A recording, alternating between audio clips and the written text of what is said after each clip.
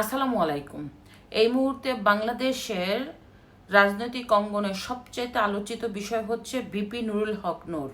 ইতিমধ্যে আপনারা কিন্তু সবাই জেনে গেছেন যে ভিপি নুরুল হক নূরকে যৌথ বাহিনী প্রচণ্ডভাবে লাঠিচার্জ করে এবং সে গুরুতর আহত হয়ে ঢাকা মেডিকেলে নিবিড় অবজারভেশনে রয়েছেন। ইতিমধ্যে আসিফ নজরুল সহ প্রধান উপদেষ্টার প্রেস সচিব শফিকুল আলম এবং অন্যান্য উচ্চ পর্যায়ের নেতৃবৃন্দ তাকে দেখতে গেছে এবং এই ভিপি নূরের গুরুতর আহতর ব্যাপারে বিএনপি এবং জামাতে ইসলাম সহ অন্যান্য দল বিবৃতি দিয়েছে। এখন কথা হচ্ছে যে সেনাবাহিনী কেন ভিপি নূরের উপরে অ্যাটাক করলো বা কেনই বা ভিপি নূরের অন্যান্য যে নেত্রাকর্মীদের উপর ব্যাপক লাঠিচার্জ করলো।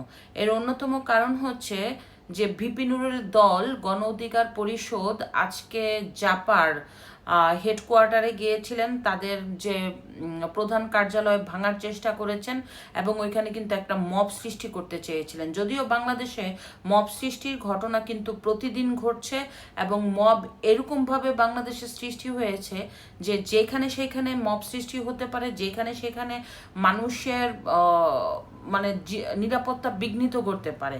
তো যখনই এই ঘটনাটা ঘটে, আপনার এই যে জাপার কার্যালয়ে যখন ভিপি নূরের দলেরা ভাঙচুর করতে চায়, পরবর্তীতে দুই পক্ষের কিন্তু ব্যাপক একটা সংঘর্ষ হয়।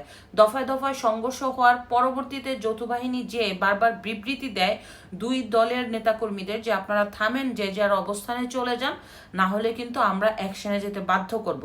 এই সেনাবাহিনীর বিবৃতির পরে কিন্তু দুই পক্ষ কোনোভাবেই থামেনি। বিশেষ করে বিপিন নূরের দল যে গণ অধিকার পরিষদ, তারা ভেবেছিল যে শেষ পর্যন্ত যৌথ বাহিনী বিপিন নূরদের আর এটা করবে না, কিন্তু সেনাবাহিনী এক প্রকার বাধ্য হয়েই কিন্তু এই লাঠিচার্জ করে এবং এই লাঠিচার্জে ব্যাপকভাবে আহত হয় বিপিন নূর।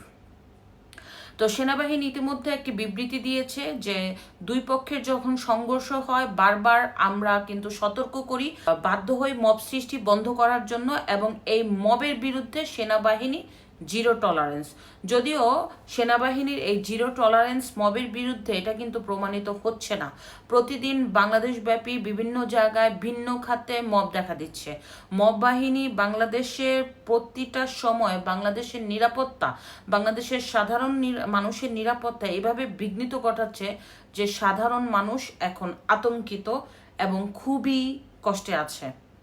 সত্যিই যদি বাংলাদেশ আর্মি মবের এগেনস্টে জিরো টলারেন্স থাকে, তাহলে কিন্তু সাধারণ মানুষের একটু আস্থার জায়গা আবার ফিরে আসবে।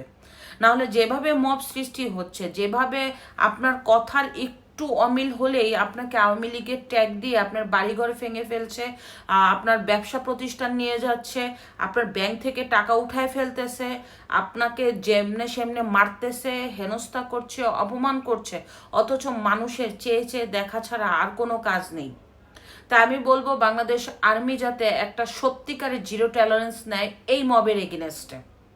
তো ইতিমধ্যে বিবি নূরকে কিন্তু দেখতে যারা গিয়েছেন, আসিফ নজরুল সাহেব যে বাংলাদেশের বর্তমান আইন উপদেষ্টা, তাকে কিন্তু ভুয়া ভুয়া করে চিৎকার করা হয়েছে এবং তাকে কিন্তু 1 ঘন্টা গণ অধিকারের পরিষদের যে নেতৃবৃন্দ তাদের অবরোধ করে রেখেছে। যদিও এই আসিফ নজরুল সাহেবের একেবারেই লজ্জা নাই।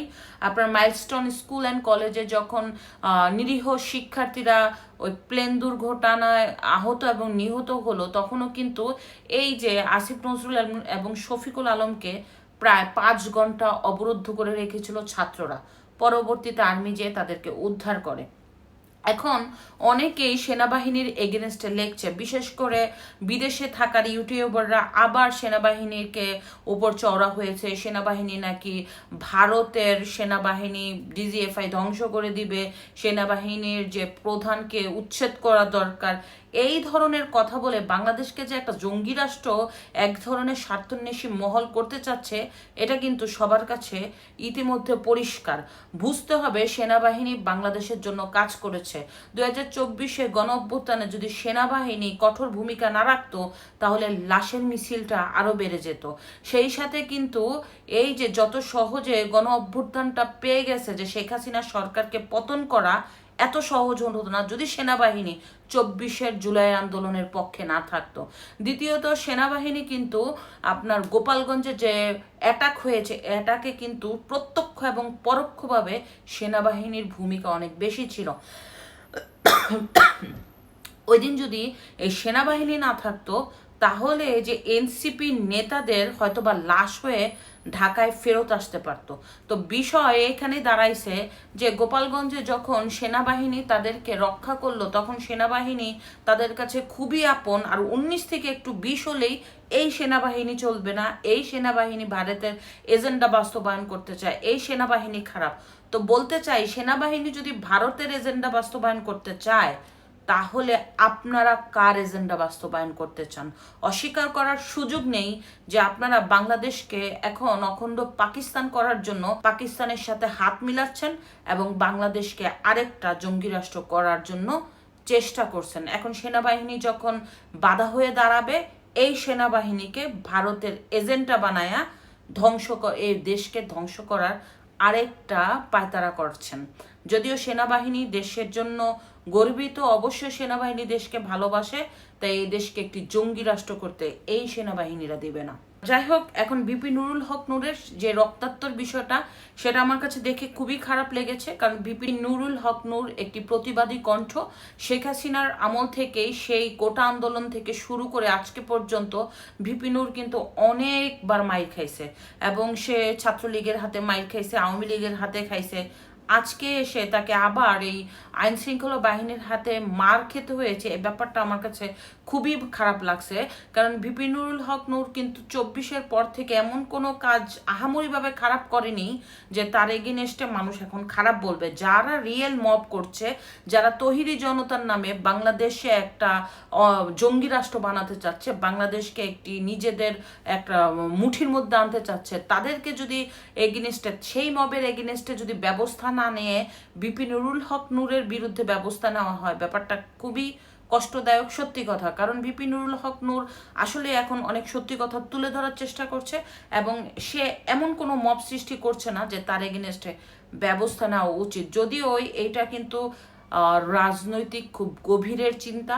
কেন সেনাবাহিনীরা বিপি নুরুল হক নূরকে এভাবে মারলো, এখানে কোনো ইন্ধন আছে কিনা, অথবা এই প্রতিবাদী কণ্ঠর থেকে ইতিমধ্যে বিদেশি ইউটিউবাররা কিন্তু ঘোষণা দিছে জুলাইয়ের সব দল একত্র হয়ে জাপাকে নিষিদ্ধ করতে হবে।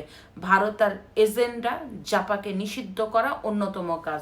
তো জাপাকে নিষিদ্ধ করার জন্য এটা একটা পরিকল্পনা কিনা সেটাই বা কে জানে। কারণ গতকাল রিপোর্টার্স ইউনিটিতে যেভাবে মুক্তিযোদ্ধাদের হ্যারাসমেন্ট করা হলো, মুক্তিযোদ্ধাদের মারধর করা হলো, এবং তারা নাকি সন্ত্রাস বিরোধী আইনে তাদেরকে মামলা দিয়ে ওই যে জেলে পাঠায় দিল, তাদের ওই মব বাহিনীর এগেনিস্টে সেনাবাহিনী দাঁড়ালো না। আর আজকে সেনাবাহিনী এভাবে বিপি নুরুল হক নূরকে মারধর করলো, এটাই বা কতটা মানে বাস্তবতার সাথে মিল আছে সেটা সময় আসলে বোঝা যাবে। যদিও আমি বাংলাদেশ আর্মির উপরে ভরসা রাখতে চাই, কারণ তারাই এখন বাংলাদেশের শেষ ভরসার স্থল। এক বিন্দু আশা করা যায় না এই ডক্টর ইউনূসের প্রতি। সে বাংলাদেশকে ভালোবাসে না, ভালোবাসে না, ভালোবাসে না। সে শুধুমাত্র তার নিজের স্বার্থ হাসিল করার জন্য, তার ব্যবসায়িক প্রতিষ্ঠানের স্বার্থ হাসিল করার জন্য, সে কারো বিদেশিদের এজেন্ডা বাস্তবায়ন করার জন্য বাংলাদেশকে খামচে ধরেছে। এই লোকের প্রতি আমার বিন্দুমাত্র ভরসা নাই। এখন একমাত্রই ভরসার স্থল হচ্ছে সেনাবাহিনী। সেনাবাহিনী সত্যি বাংলাদেশকে যদি ভালোবেসে মব বন্ধ করতে পারে, বাংলাদেশকে একটি স্বনির্ভর বাংলাদেশ করার জন্য অবাধ, সুষ্ঠু, নিরপেক্ষ নির্বাচনের মাধ্যমে একটি নির্বাচিত সরকার আসে, তাহলে বাংলাদেশ আবার ঘুরে দাঁড়াবে। বন্ধ হোক মব, বন্ধ হোক সন্ত্রাস বিরোধী কর্মকাণ্ড, এই আমাদের প্রত্যাশা। খোদা হাফেজ।